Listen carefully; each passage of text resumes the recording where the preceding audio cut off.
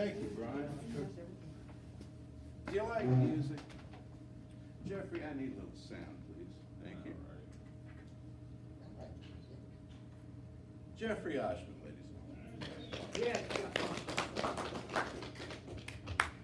gentlemen. Next, lest this not be mentioned in the announcements,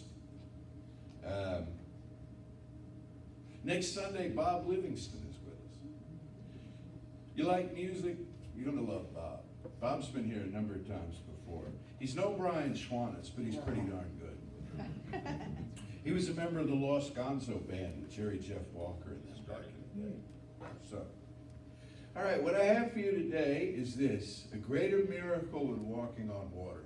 I forgot that completely. That's my title. I forgot that completely at 9:30. Went off in a whole different direction. It was Brian's music threw me. I don't know. It's all heartfelt and choked up. You know what a greater miracle in walking on water is? Walking on earth. That's Thich Nhat Hanh said that. Greater. You know, the phenomenon of water walking, or prestidigitation, or precipitation, pulling things out of thin air, you know, or bilocation. That was a big one with Don Juan and Carlos Castaneda and the Journey to Ixtlan and the books back in the 70s. Bilocation, being two places at once. Wow, that's attention-getting, that's riveting, that's strong. And that may happen now and again. But walking on earth happens all the time. Every day you're walking on earth and you're encountering godlings in form.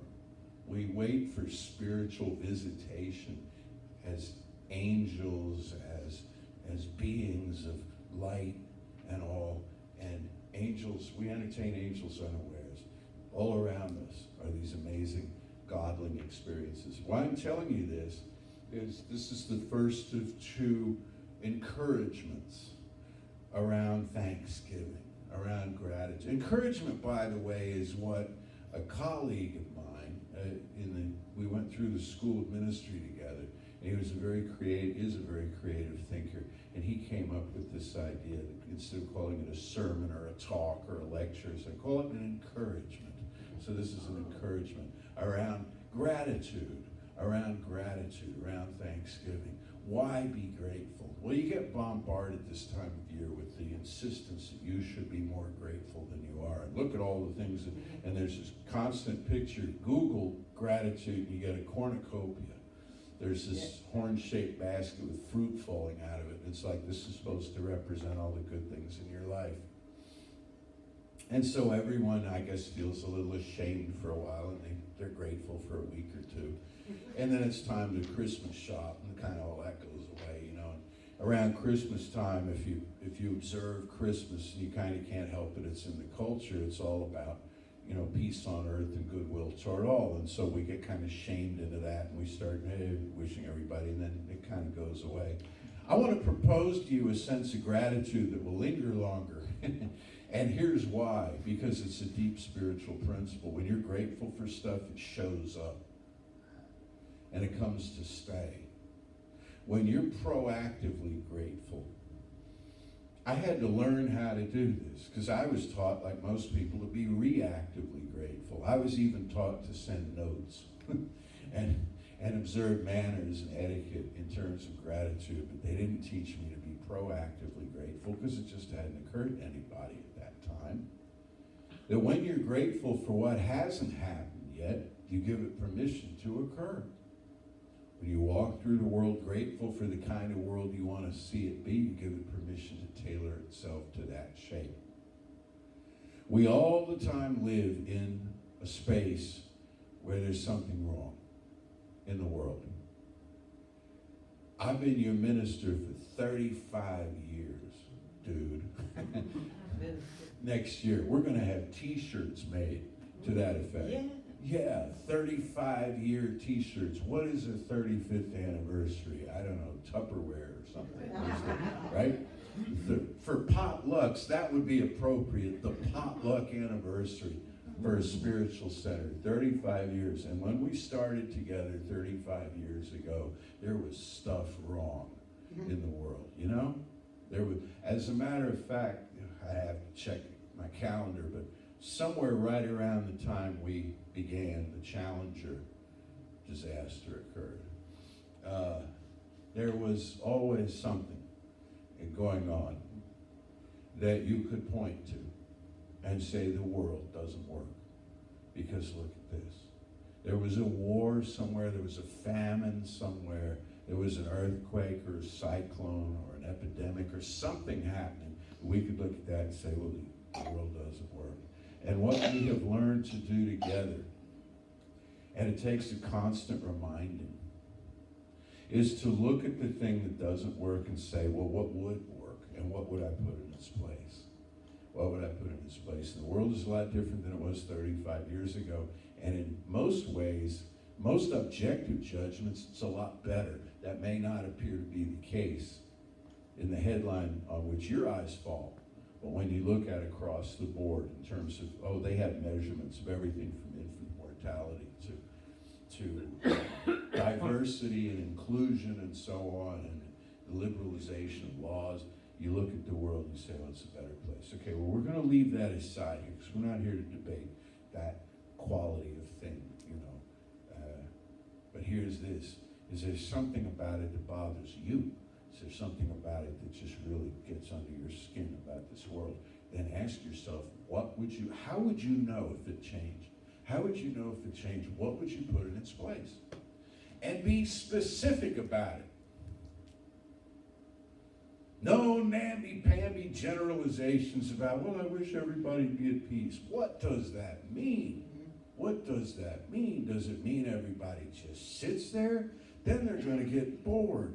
And when people get bored, you know what they do? Same thing you did when you were, well, you're probably wiser than us, Cassius, but when we were Cassius' age, you sit there and you're bored with a group of other kids, you know what you do? You smack one of them. And all of a sudden, everything, right? Just to get things moving along, because this is too boring. That's what happens if peace is like just stasis, you know, if it's just kind of this coma that we all fall into. No, it's got to be exciting. It's got to be vigorous and vibrant. What would you put in its place? Here's an idea of something. Disease. Nobody likes disease. One kind of disease is viral. They're viral and bacterial. But think of a viral disease. Oh, that's awful. What would we put in the place of a viral disease? How about a viral truth? How about a mimetic truth? A meme, like an internet meme, which is like a picture with a caption that goes crazy and everybody passes it along, okay? A viral mimetic load seeks a host organism. You know what's seeking you right now? An idea of concord in place of discord. It's seeking somebody to hold that idea. You know what's seeking you right now? The Christ mind. The Christ mind, no less than that, is seeking you out. Down the ages, I'm getting ready to teach an elaborate course on this elsewhere, a history course of New Thought, and how we're going to trace down the ages. There's this idea that's been passed along from heart to heart about the presence of God is within you. There, I said it. And it's out on YouTube now. Hello, YouTube. There was a time when to even infer that got your door kicked in. Got you dragged out into the street. There was a time when this stuff had to be encoded. Had to be passed along in the most secret, most veiled, allegorical way. Because it was such a threat to prevailing authority. Because no fascist power can last for very long when people know who they are and know where the source of their true power is within themselves, you know.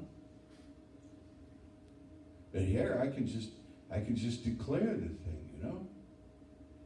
Well, I declare it and others have declared it before me, and the idea just passes out there and it becomes, It seeks a host organism, and you're the latest host organism it sought. That's why you're here. You haven't thought of yourself lately as a host organism, probably.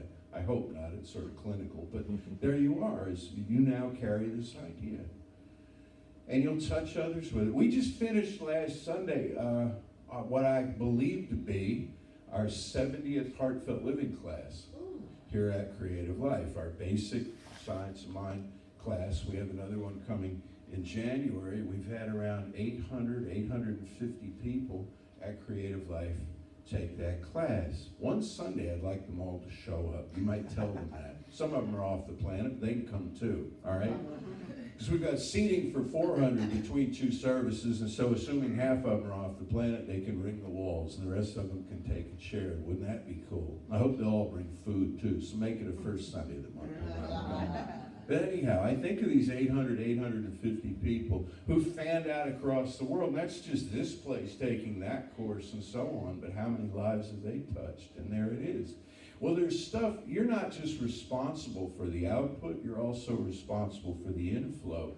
There are many wise people, incarnate and discarnate, meaning, they've moved on, who are seeking to get your attention with useful information. It's in the water, it's in the air, and it's there to be taken advantage of and used in some way. How you tune yourself into that frequency is by positioning yourself in gratitude. In gratitude. If you don't, and the word gratitude, if that sounds a little ick to you, then think of it as appreciation. Noticing things, just seeing what's around you and saying, yeah, this makes my life easier. Yeah, this is a beautiful, wonderful thing. Yeah, this has no value for me, but it's art, It just lifts my spirit in some way. What about that song we just did? I mean, you can't eat it, you can't wear it. What use is it? What possible use is it? It builds a warmth in you that's unlike any article of clothing or any item of food. It builds something, it builds vitamin soul. I don't know, you carry it within you now. That's what music does. That's what art can do. I read this great thing this week, and this is how you operate, I'm thinking. When you are grateful and it unleashes your creativity. A man somewhere, I didn't read all the details of this, but you can. I just snagged the highlights of it and lost my mind over that. A man somewhere, living apparently alone with his cat, collects art. He likes abstract art. They showed the walls of his home, pieces of abstract art. Each of these pieces of art, this man has recreated by going out and getting a little bitty canvas, creating the same art on that canvas, and hanging it down about this high off the floor so his cat can see it. So his cat can enjoy the art. Now that's the kind of thing, when you read it, you just sort of push back in your chair and you sit there and you think, I love this life. I love this world. I love that anybody would do that kind of thing. That's just crazy good, isn't it? And he doesn't know if his cat appreciates the art. He doesn't know if his cat likes abstract art or would prefer something more representational. Perhaps the cat is into photography or really isn't much of an art lover at all, but it doesn't matter, man. It's like, this is how you pass, this blesses my life here. I want you here. I want you to have this. And he passes it along.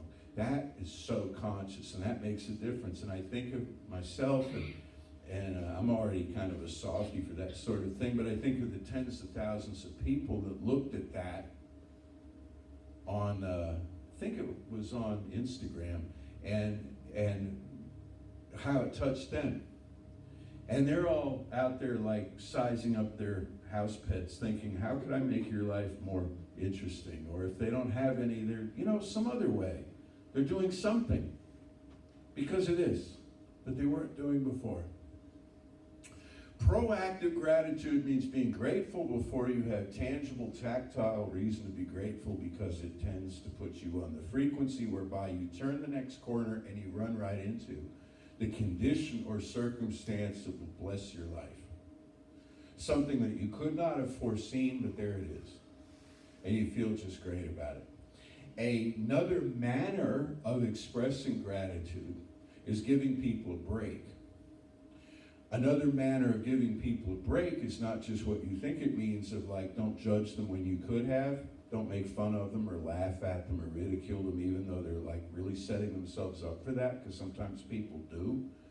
And we've been taught to be clever and cynical and, you know, see kind of what's wrong with them or what's wrong with this picture.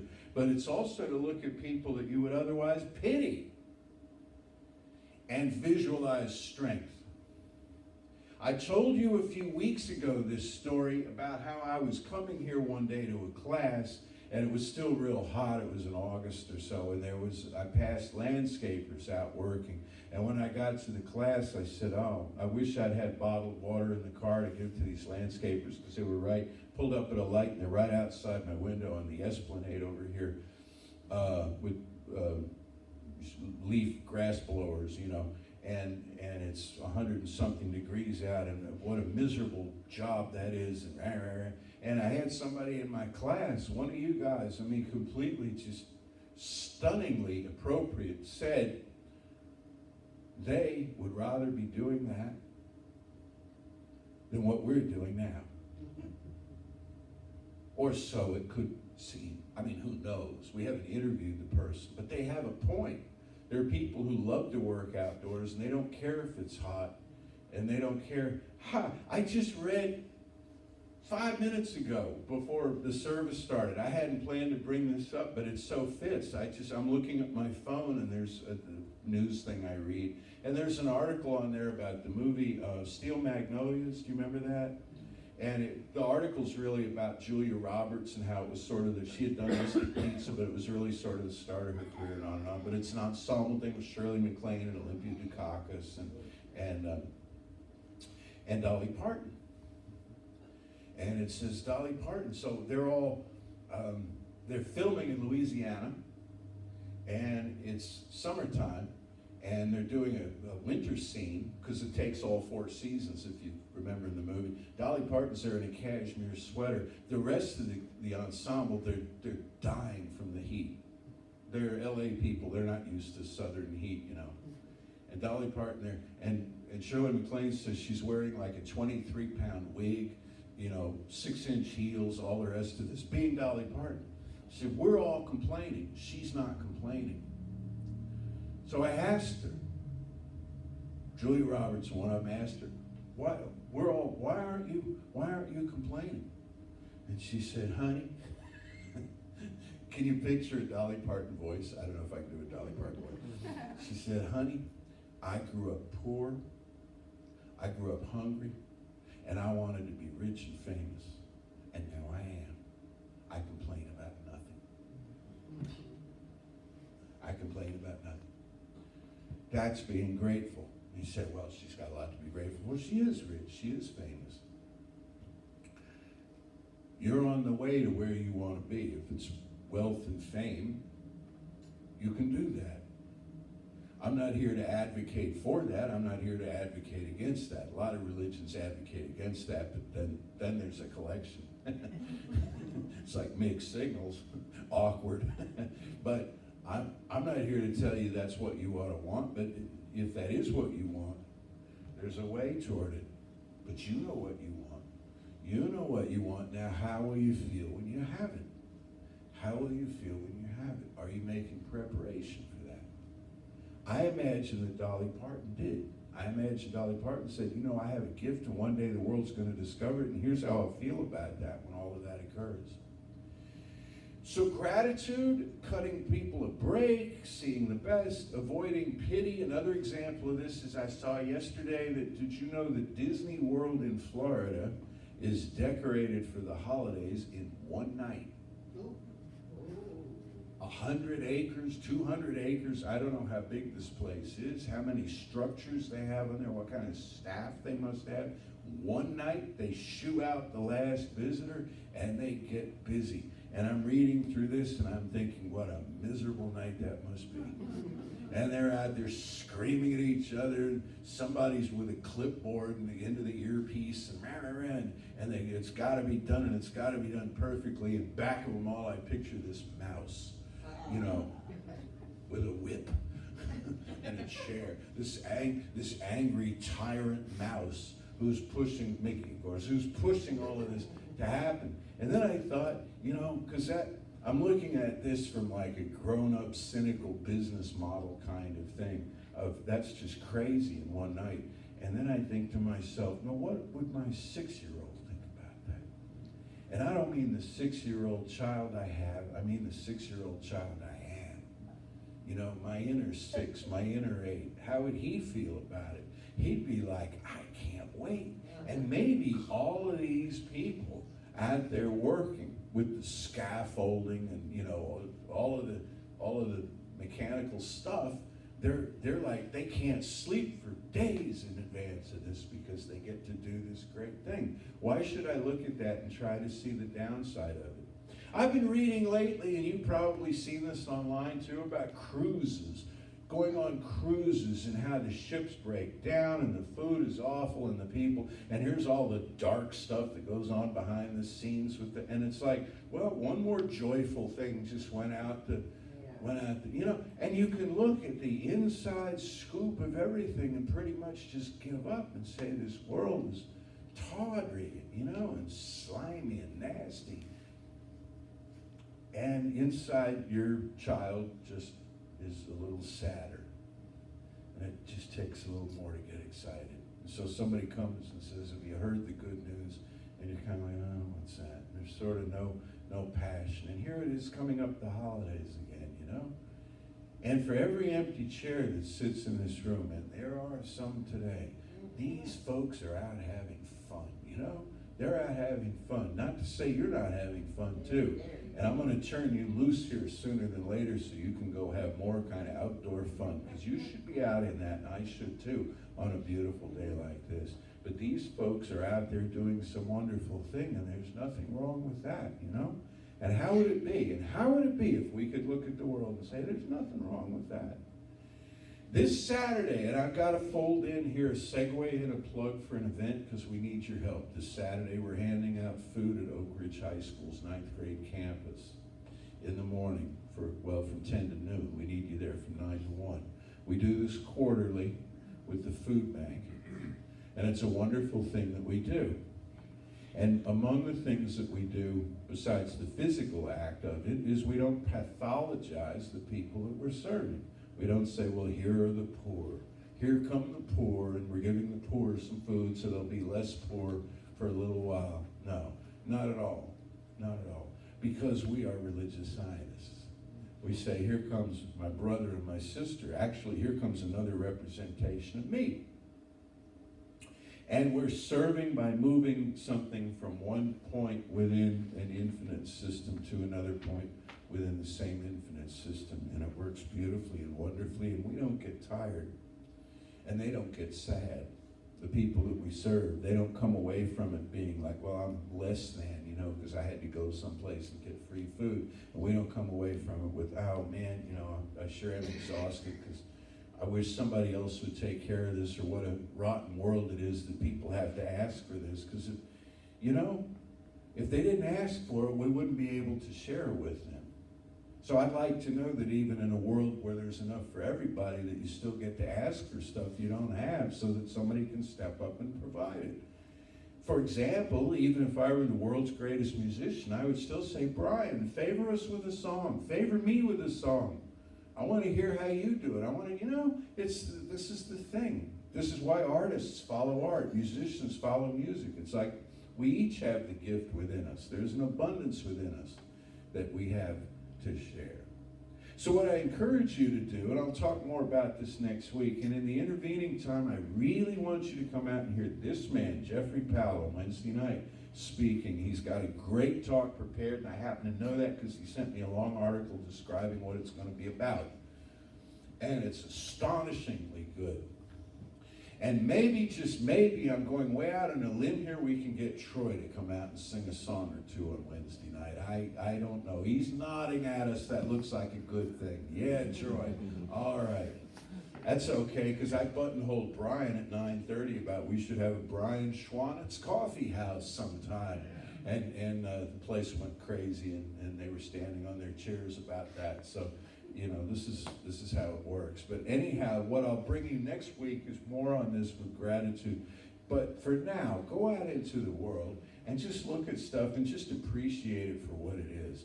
Appreciate that you've crossed paths with it. Somebody wrote in our Heartfelt Living projects, which were amazing, like they always are. I could spend another half hour telling you how amazing they are, but I'm not going to do that. I will tell you that I've never seen a photostatic copier used as a metaphor for the interior creative process. But we had a professional copier repair person in the class who did that. But that isn't what I was going to tell you about. What I was going to tell you about was that someone wrote a piece, a very powerful piece, about inner healing. And they recounted in there how in walking from the Learning Center to this building, they noticed that on a bush in the courtyard was one single azalea. This is recently, one single azalea. I hadn't seen that. I walk there all the time. Lots of people walk there all the time. This one person saw that and used that one single azalea as a sign for her of like the sun coming out from behind the clouds. You with me? Like a sign, like, can I do this thing? There's this azalea. That, my friends, is consciousness. That's as good as walking on water. That's better than walking on water. Walking on water, you draw a crowd, the media shows up, next thing there are interviews, you know, the whole thing gets away from you. Then there's skeptics and naysayers. Was it really? Were there stones under? They do this now, you know, clearly there had to be some kind of, it's a hoax, it's a lie, and then they all move on with your reputation in tatters. Leave all that alone. Just notice the azalea. That's even better. Let's know together now there is one power, one presence, one infinite ultimate something in this universe. And it knows us better than we know ourselves, for it knows us as an entirety, as a wholeness, as a permanence, not a completion, not as finished, not as over, but as lacking nothing. And as therefore perfect, like a perfect circle, with no chunks taken out. This something knows us that way, and it beckons us to know ourselves a little bit more every day, while we continue to change and grow. We assist this process and are assisting it right now by the deliberate act of gratefulness for what is so, for all that has been, all that is, and all that is yet to be.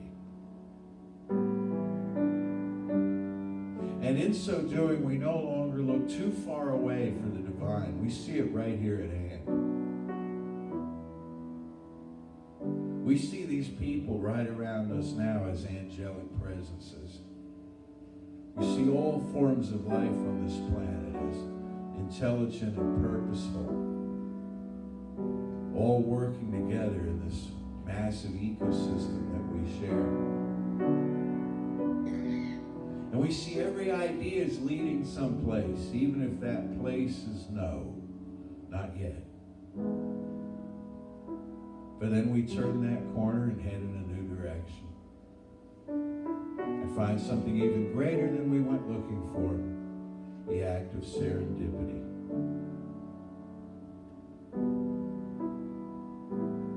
There is no failure, there is no absence, no lack, no limitation of any kind inherent in this process. or in the process of life generally. There is just being and becoming. And so together we become more of who we've always been.